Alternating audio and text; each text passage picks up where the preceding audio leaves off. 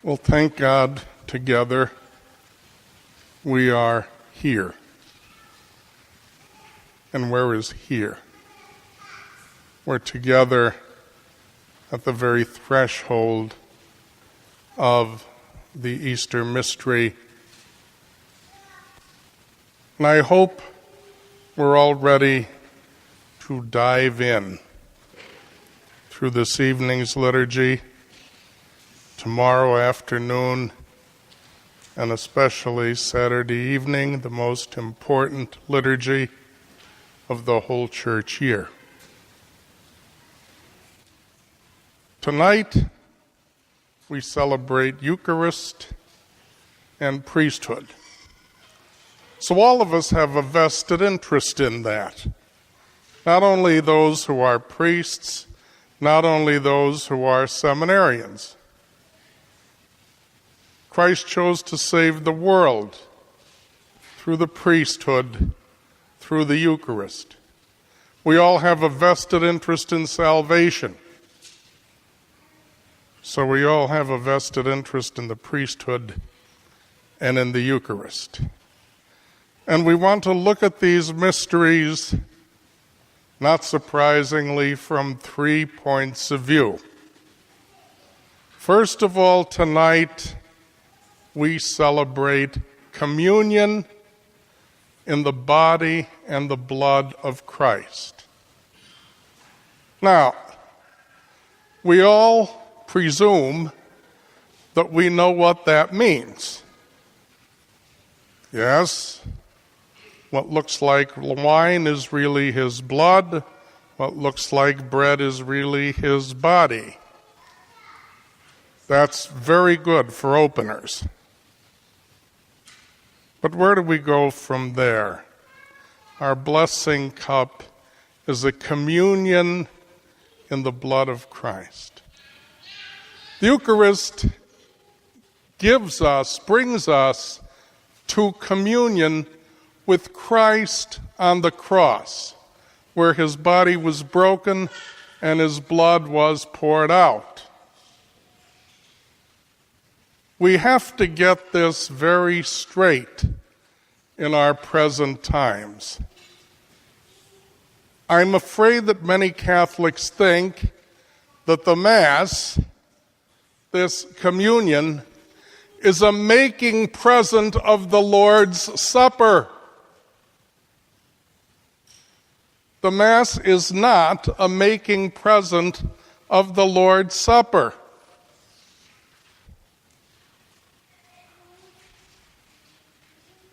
Where the priest is primarily the host at table, and so on and so on. As it says in that awful hymn, God and man at table are sat down. I hope you never heard that. I have. The Eucharist makes present the shedding of Christ's blood, the breaking of his body on the cross.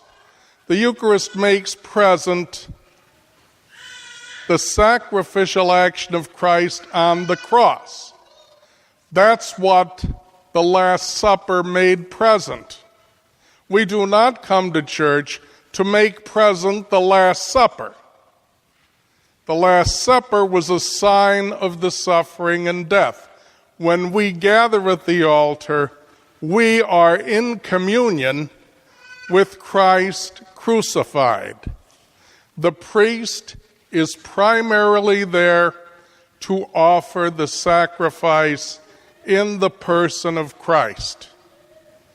He is not primarily there to be the host at table, or worse, to be the grill master at the barbecue. He is there as the one who offers prayers and sacrifices to God on behalf of the people, the one who relates to God. to whom people entrust their relationship with God through a priest. So when we are in communion with the blood of Christ, we should think, first of all, sacrifice on the cross, giving until there's nothing left to give.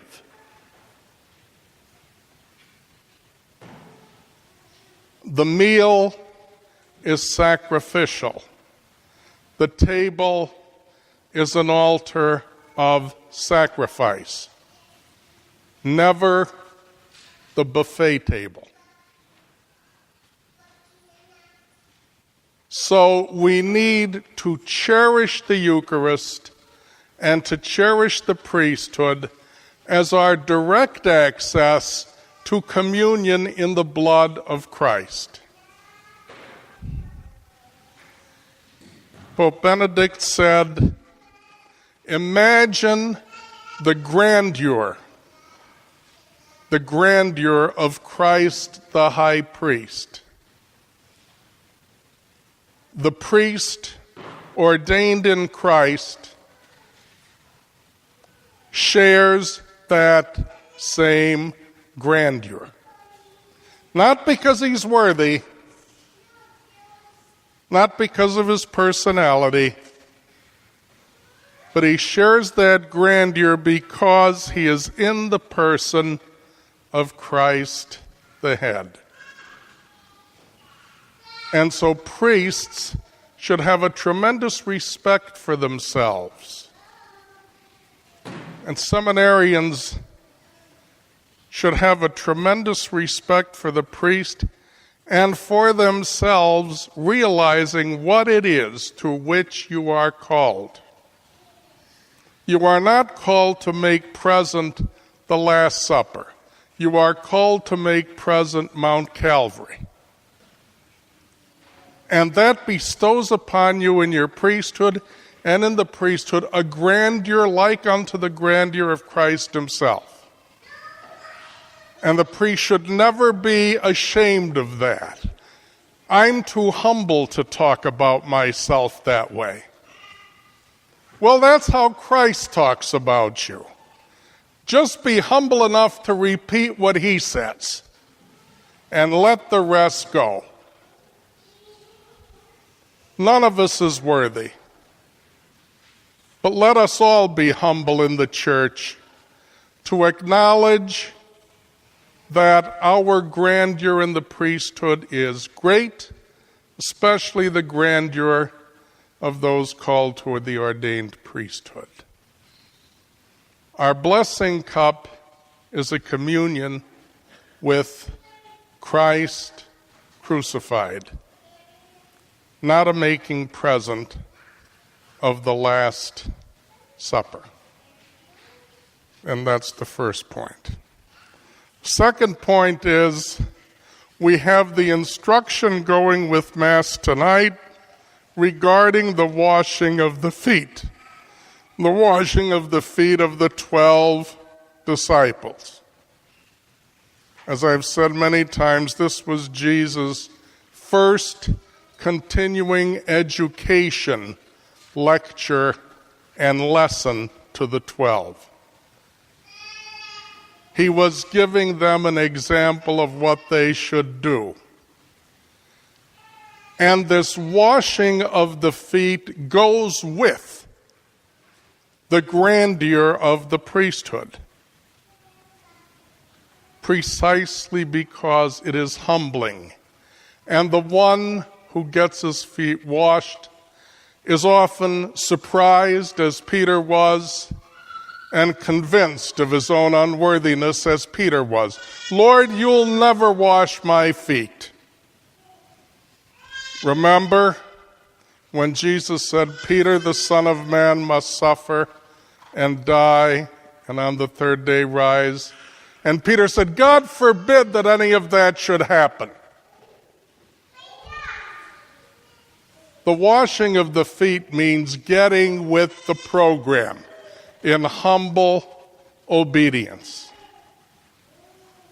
Peter had to be corrected both times. And the first time, remember, Jesus called him Satan. Get with the program. The way to be humble is to get with the program. And Jesus told the 12 to wash each other's feet, and we had a beautiful example of that in this past year, and beyond that in the diocese. A beautiful example of priests washing each other's feet was the care and the support they gave to each other and to the people and to the seminarians to make our campaign for future priests successful. There was real harmony there was real unity. There was support, and there was caring, and there was a lot of love. That's what the washing of the feet is all about. As Christ did for the apostles, so must the priests do for one another, and so must God's holy people who share in the royal priesthood do for each other. A support, a care, a love that gets with the plan. People don't want to have their feet washed sometimes. Sometimes what we read in the paper gives us the idea that people are banging the doors down to come and get their feet washed. Not really. And those who are asked to participate in the rite are often uncomfortable and embarrassed. But in humility, they get with the program, which is a program of communion in the blood of Christ and a program of washing the feet. And the third element is the element of pilgrimage. We heard about that at the very end of the first reading. That the new Israel was supposed to commemorate eternally the pilgrimage that the Israelites made from Egypt to the promised land. That pilgrimage where God walked with them as a pillar of cloud by day and a pillar of fire by night. Our communion and our washing of the feet take place in the context of a pilgrimage. It's a beautiful thing that pilgrimages are being revived in the church. There are many pilgrimages. That famous pilgrimage to Compostela in Spain is a marvelous example of believers walking together with their Lord to their final destination, which is heaven, because they share communion in the blood of Christ and because they are willing to be humble and go along with the plan and wash one another's feet. And we commemorate beautifully tonight that pilgrimage as we go in procession with the Lord in this very limited space around the church.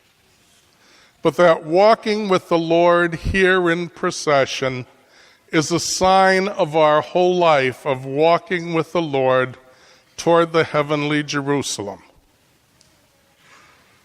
Sharing communion in the blood of Christ, washing one another's feet, making that pilgrimage back to heaven, never alone, but always with the presence of God close at hand.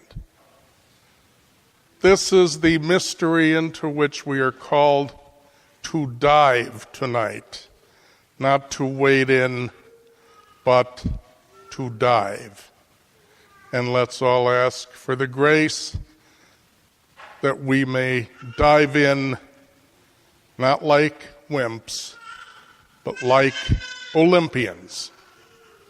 Praise be Jesus Christ.